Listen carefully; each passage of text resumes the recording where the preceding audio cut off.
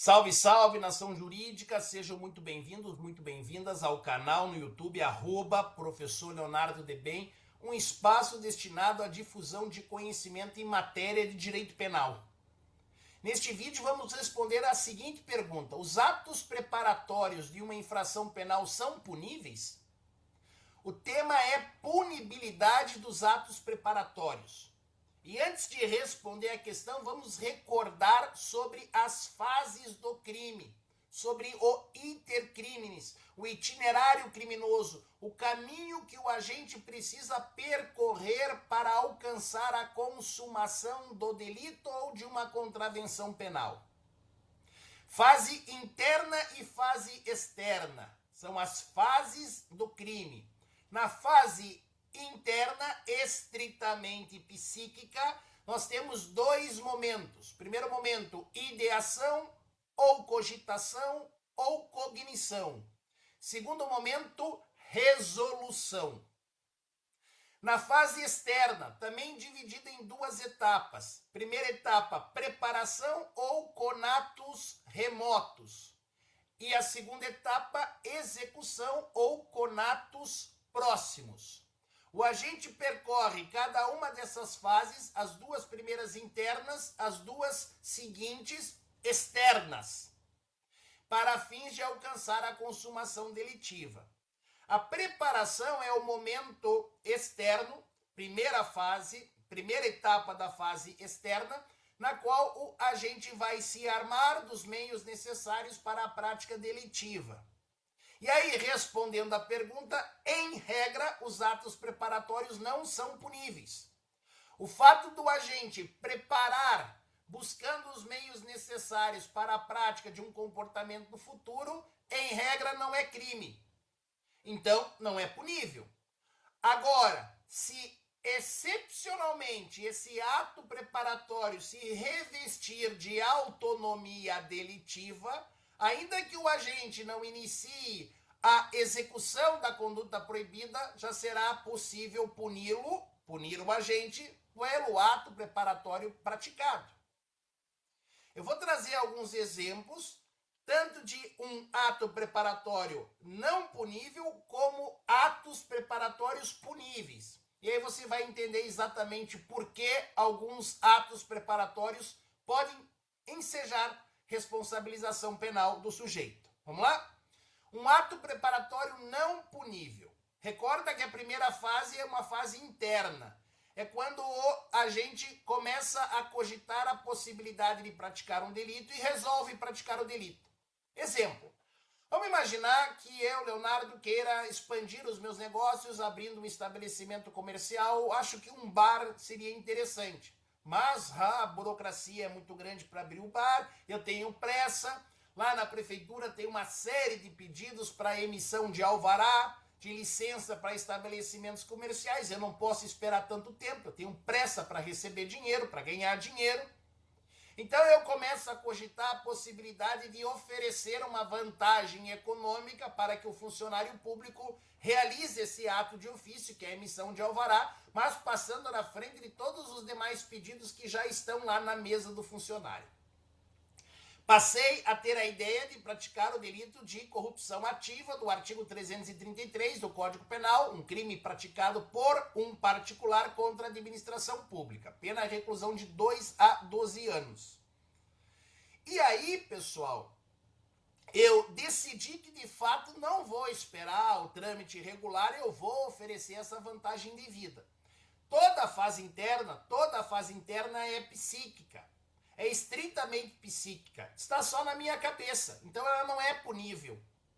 É um plano mental apenas. Eu posso voltar atrás, eu posso não fazer absolutamente nada. O direito penal exige a exteriorização deste pensamento para que se puna o comportamento do agente. Há uma frase de Welzel que é muito interessante, ele diz que uma vontade má como tal não se pune, o que se pune é uma vontade má realizada. Então, se o sujeito não colocar em marcha os meios necessários para a prática do delito, ele nunca será punível apenas por ter tido a ideia, por ter tido um pensamento, por ter cogitado de prática do delito. Tudo bem? Bom, decidi que vou de fato oferecer a vantagem de vida, então eu preciso preparar o crime. O que eu preciso? Se eu vou oferecer uma vantagem de vida, eu preciso ter dinheiro. Então eu saio de casa, vou na agência bancária e saco lá um valor considerável em dinheiro e começo a caminhar em direção à prefeitura. Ainda quando eu estou a algumas quadras de distância da prefeitura, eu vejo em uma praça pública várias famílias de migrantes. Situação precária, bastante delicada, fico com uma tristeza muito grande no coração. Resolvo pegar a grana que eu tinha sacado para oferecer lá para o funcionário público, pego o dinheiro, compro roupa, alimentos, brinquedos para as crianças e distribuo para as famílias que estão ali na praça. Perceba, daquela má vontade inicial, eu até pratiquei um comportamento bastante nobre, digno de aplausos. Pois bem, este ato preparatório de sacar o dinheiro por si só, ele não constitui um delito. Não reveste sacar dinheiro uma autonomia como infração penal. Não é punível, simplesmente. Consegue compreender? E claro que se eu estou ainda caminhando em direção à prefeitura, eu nem iniciei uma conduta efetiva relacionada com a corrupção ativa. Então eu não posso ser punível simplesmente por ter sacado dinheiro. Ponto. Bacana? Vamos agora trazer alguns exemplos de punibilidade dos atos preparatórios. E aí você vai entender de uma maneira bem simples. Sou professor universitário, imagine que no final de um semestre letivo, distribuindo as provas para os alunos, um aluno recebe lá uma prova com uma nota baixa, um resultado negativo, ele levanta da carteira no fundo da turma e diz assim: ô professor, se tu me reprovar, eu vou te matar. Eu fico até meio sem reação com a expressão ali do aluno, mas continuo entregando o resto das provas, termina a aula, desejo uma boa semana, que na próxima semana a gente se encontre com um pouco mais de harmonia. Na semana seguinte, entro na mesma sala de aula, o aluno que sentava na última carteira está sentado na primeira. E cada movimento que eu faço, o aluno vai me fitando com os olhos. Se eu vou para um lado, o aluno me acompanha. Se eu volto para o centro da sala, o aluno me acompanha. Se eu me afasto um pouquinho, o aluno vira já em direção à minha pessoa. Em um determinado momento da aula, esse aluno levanta, dá uma espreguiçada, a camiseta sobe um pouquinho e eu consigo, inclusive, verificar, visualizar o coldre de uma arma de fogo na cintura do sujeito. Tinha um volume ali.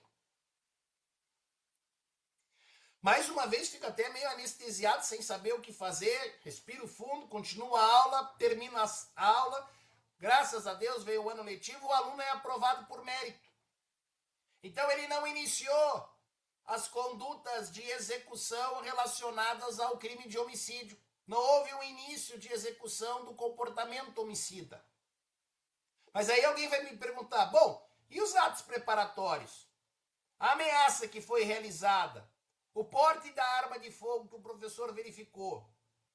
Bom, será que esses atos preparatórios poderão ser punidos? A resposta é afirmativa, porque esses atos preparatórios por si mesmos se revelam como delitos. Então, independentemente da conduta que se desejava praticar, há um iter criminis para cada figura delitiva. Cada figura delitiva, no exemplo, ameaça, artigo 147 do Código Penal, e porte de arma de fogo, vamos imaginar de uso permitido, artigo 14 da Lei 10.826 de 2003, Estatuto do Desarmamento. Cada uma dessas figuras delitivas revela um iter criminis, o agente percorreu um caminho. Existe nesses comportamentos um perigo para ou outro bem jurídico ou mesmo um bem jurídico em um grau inferior.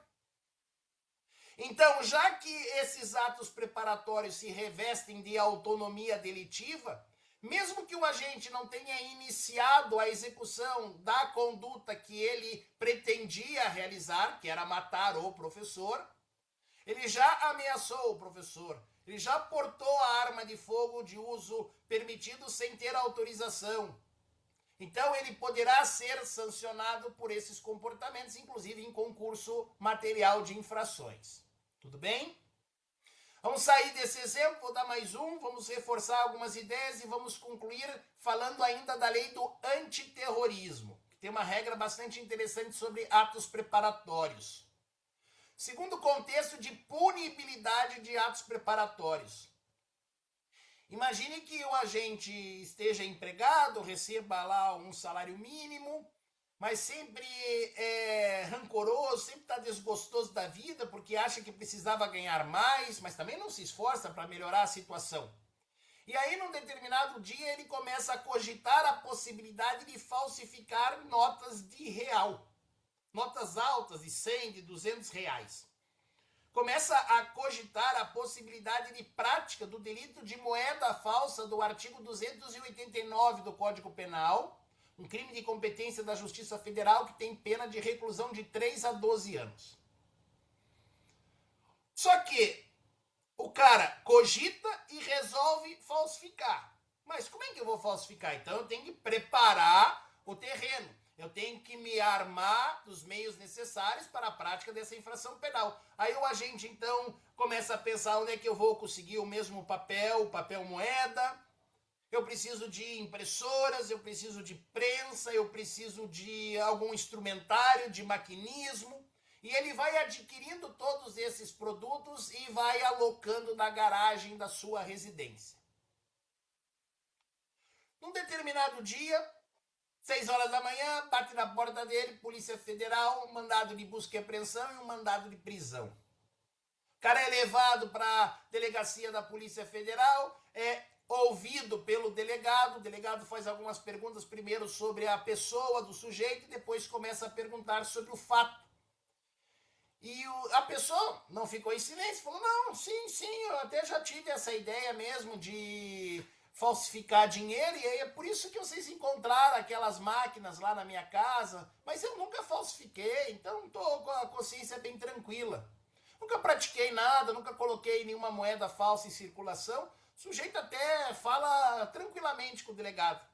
E o delegado diz, tudo bem, nós não vamos poder indiciá-lo pelo comportamento do artigo 289, porque não houve início de execução de nenhum ato relacionado ao delito em específico.